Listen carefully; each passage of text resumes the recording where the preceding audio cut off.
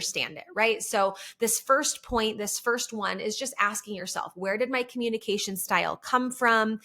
Who might I have modeled? Who was around me growing up? How did they communicate? How did they not communicate? Just understanding that a little bit more will help with slowing down the autopilot and turning off the cruise control, because then you'll be able to be like, oh, that's where that might have come from. Okay, how can I dig a little bit deeper to understand that and to make it mean something, bigger and better than myself? So that's the first one. Where did my communication style come from? And where am I in that kind of magnet theory space? When I think of myself, I can think of many areas where I'm like, okay, I'm the same as my family here, and I like it, right? Like I think of my Italian heritage and us talking with our hands and sometimes getting loud and passionate. I like that.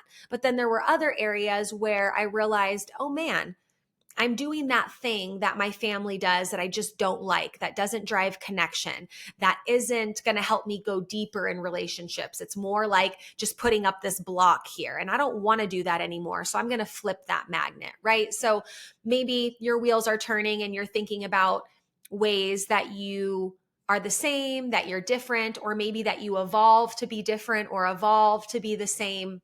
Just thinking about it. Where did it come from? That's the first one. Number 2, it's time to listen. And this, I'm speaking to myself definitely, because I generally lean more towards talking and giving advice and not always having on my autopilot, listen. Right? I feel like meditation has helped me get a lot better at this, because it's helped me become more present and more aware and more focused on one particular thing in the present moment. So I feel like the more that I meditate, actually, the more it benefits some of these conversations I'm having, because I can sit and be present, right? So when I say listen, I really mean like active listening, like truly listening to the person and seeing how that can be a transformative experience for yourself and for others. So hearing the words spoken, hearing the tonality, paying attention to the nonverbal communication, and just being there actively listening and an active participant in the conversation.